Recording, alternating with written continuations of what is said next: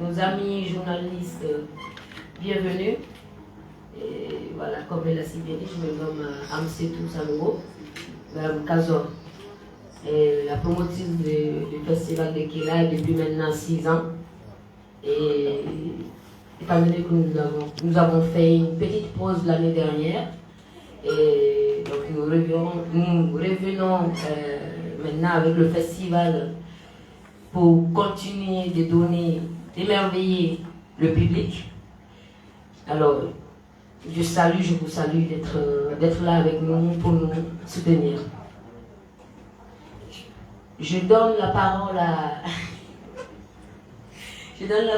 M. Sango qui va commencer déjà la conférence. C'est bon. Alors, ça s'applaudit quand même. Hein? Merci. Bonjour, mesdames, messieurs de la presse. C'est un réel plaisir d'être avec vous ce matin pour échanger sur la question, préciser les contours et lever des équivoques et replacer cette activité dans son contexte. On va nous dire encore l'expression culture, facteur de développement est suffisamment galvaudée, on l'a suffisamment écouté. Oui, mais c'est parce qu'on ne l'a pas intériorisé et on ne l'a pas prise en charge que le sujet revient. Alors, mon intervention, ce sera juste pour faire des contours, des définitions. Ça se fera pendant 12 minutes et chacun de nous va avoir ce temps de parole. Puis, c'est une conférence de presse qui a vocation d'être itératif. Donc, ce sera en question de débat, réponses, etc. pour que vous soyez suffisamment édifiés sur le Festival international de la musique du Mandé Sizakela, mais c'est aussi pour dire que l'énoncé n'est que partiel. Il ne s'agit pas de Kela en tant que tel, il ne s'agit pas de musique en tant que telle, mais il s'agit de culture. Que ce soit pris à Kela, que ce soit pris à Gao, à Gunzure, ou que ce soit pris dans le Serere, c'est la même chose. J'ai dit le Serere parce que le Serere, c'est le 6e bataillon de guerre de Soni Alibert qui a perdu la guerre sur les rives de la mer au Sénégal, et par dignité, ils ne sont plus revenus, et c'est eux le peuple Serere. Pour votre information. Alors, on va parler de culture. Chacun dit culture. Qu'est-ce que c'est que la culture? Comment on définit la culture d'un peuple? La culture d'un peuple, c'est d'abord sa langue, ensuite sa religion, ensuite ses us et mœurs et les objets du culte. Je reprends. La culture d'un peuple, c'est la langue, c'est la croyance. Appelez ça religion, moi je l'appelle les croyances. Ce sont les objets pour manifester cette croyance, ce sont les us et les mœurs de chaque peuple. C'est sa relation, son relationnel avec l'extérieur. Voilà la culture d'un peuple. Cela veut dire que nous sommes autant différents que chacun de nous a une culture propre et spécifique. Mais cette culture-là, il ne s'agit pas de la définir. Car faut qu'on ait nié, ça c'est chez toi. Il est fin, il y a mais ça ne fait pas que n'est Mindon, n'est Kodombali. Non. Chez moi, j'ai fait 23 ans chez les Mianka, je me réclame Mianka. Je suis né Soiraï, je suis d'origine Peul. J'ai des sources moi aussi. Voilà un peu ce que je suis. Chez moi, les Mianka, avant, on enlevait la femme pendant 1 an. Quand tu lui auras fait un enfant, tu ramènes. Ça a une signification très expressive et très particulière chez le peuple Mianka. Ça veut dire que tu es capable de te débrouiller en tant qu'homme. Ça veut dire que tu es capable de nourrir la femme. Ça veut dire que tu es capable de progresser, de procréer. Ça veut dire que le fait de retourner veut dire que tu es digne des valeurs cardinales et des dignités ancestrales. Donc, voilà leur culture. Mais quand tu vas amener cette pratique ailleurs, on te dit, non, c'est pas normal, c'est pas joli. Non, il faut respecter le peuple dans sa culture. Pourquoi et en quoi la culture est un facteur de développement?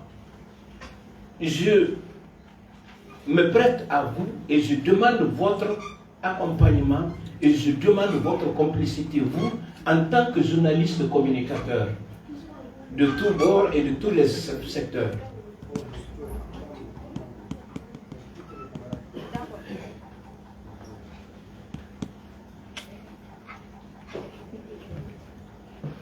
Je souhaite qu'on élargisse le champ de compréhension. Le président de la République nous a lancé un défi, un donné à écouter et un donné à réfléchir. En faisant de l'année 2025 l'année de la culture, de mon point de vue, le président a lancé un défi à l'ensemble de la jeunesse pour dire qu'à partir de maintenant, ici et maintenant, considérons la culture comme un vecteur de développement, comme l'a fait la Chine, comme l'a fait le Japon et comme le font les pays asiatiques. Il ne s'agit pas de faire des activités pendant un an, il ne s'agit pas d'aller dépoussiérer des vieux instruments, mais il s'agit de réfléchir sur le contenu culturel. Qu'est-ce que nous pouvons faire de la culture désormais pour en faire un tremplin de développement? Dans le passé, qu'est-ce que nous avons par rapport à la culture? Qu'est-ce qui nous a unis? Nous sommes d'abord unis par le mariage. Le mariage, c'est intercommunautaire pour renforcer les liens, mais c'est aussi intracommunautaire pour ouvrir et s'ouvrir au reste du monde. Tous les grands chefs que vous avez connus, tous, se sont mariés dans toutes les ethnies qui vivaient dans leur espace. Pourquoi? Parce que, en tant que branguet du chef, en tant que gendre du chef, rien ne pouvait se gâter à l'insu du chef. Chaque fois qu'il y a un déséquilibre social, il en est immédiatement informé.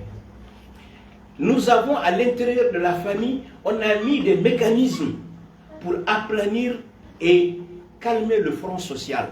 Ces mécanismes-là, c'est Kanemea, c'est Sinankuya, c'est Balmaya, c'est Korondoya. On a établi un système de plaisanterie à l'intérieur de la famille qui font que nous avons toujours des solutions pour aplanir nos différends à l'intérieur de la famille. Qu'est-ce que nous avons encore au niveau de cette cohésion sociale?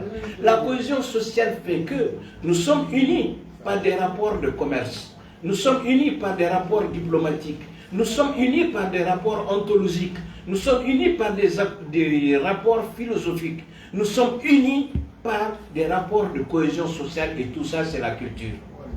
Le Mandé dont on parle aujourd'hui, le Mandé a avalé, a capté, a bu tout ce que le Ouagadougou a produit de meilleur et de culturel pour pouvoir s'installer, pour pouvoir grandir et pour pouvoir atteindre le sommet. Toutes les civilisations qui ont atteint leur apogée ont produit la parole. Et la parole, c'est le produit de l'évolution. Et c'est ce produit-là qu'on appelle le griot. Lorsque la culture a atteint son apogée, ça produit la parole. Et c'est cette parole-là qu'on appelle le griot. Ouvrez les yeux et regardez au Mali. Toutes les cultures qui n'ont pas atteint leur apogée n'ont pas de griot. Exemple, l'empire du Kénédougou a été fauché en pleine évolution. Il n'y a pas de griot sénopho au Mianka. Il n'y en a pas. Il y a des instrumentistes. Mais il n'y a pas de griot. Parce qu'ils ont été fauchés pendant leur évolution. Nous avons mis en place un autre système qu'on appelle le Sinankuya. Ça veut dire quoi? C'est un équilibre social qu'on a mis entre nous. Ni Sinankunana, Abafi Djamouduma, ni Djamoufo tout de suite, doivent se remettre mafia mi lagousi. Donc pour te dégonfler et te ramener à tes justes proportions d'homme, pour te rappeler que la vie est tellement courte et éphémère qu'on ne peut pas vivre sa vie en créant des problèmes. Nous avons les relations diplomatiques. 1974, pour ceux qui ont lu ou pour ceux qui étaient déjà nés, la première guerre Burkina-Mali, les Nations Unies ont voulu mettre leur bouche dedans. Sékou Touré a envoyé Sori Kanja Kouyaté voir Moussa Traoré et Sangoulé Lamizana pour leur dire que Aoudi Tlela Aoulola Kafe Migneren Soro Aoube Fekoutien Sinankoya Kama Belita Daba. Quelle est Bana? C'est-à-dire c'est la guerre. Première guerre entre Mali et Burkina, c'est fini. Pour ceux qui ont eu la chance de vivre, le comité militaire de libération nationale, Amadou Baba Diarra et Moussa Traoré, c'était deux ténors du gouvernement. Il est arrivé une crise institutionnelle au Mali ici. C'est Amadou Dikoroni, vous connaissez comment Amadou Dikoroni.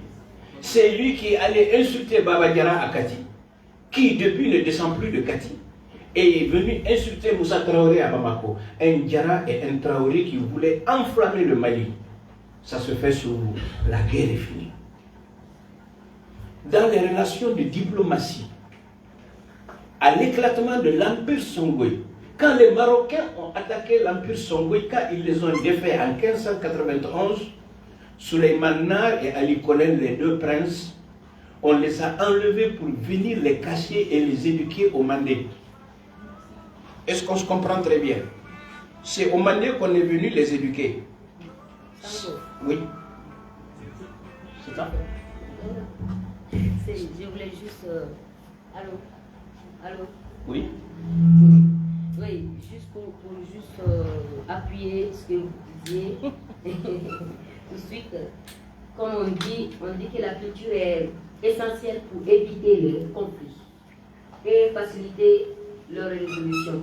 Donc un moyen idéal de communiquer pour vraiment dépasser les barrières linguistiques. Je voulais juste appuyer. Merci, merci. Alors je disais, à la guerre, 1591, quand on a défait l'Empire Songwe, les deux princes Songwe, on les a enlevés pour venir les éduquer dans le Mandé ici. Est-ce que vous voyez la distance? Celui qui vous parle, moi, Sango, année 1800, quand on a besoin de refaire le toit de la mosquée de Djingarébert, le chef de l'époque, il s'appelait Yehir Ka Ibrahim. Il a fait envoyer une ambassade au Mandé pour lui demander 2 griots instrumentistes pour égayer les travailleurs. On lui a envoyé 2 personnes, Maro et Mafle Koïta, petit frère et grand frère. Moi, je suis de cette Sus Koïta qui est venue du Mandé et je suis allé rechercher mes origines à Kela avec le vieux de Kela qui est la référence. Il m'a pris la main et il a dit à son petit frère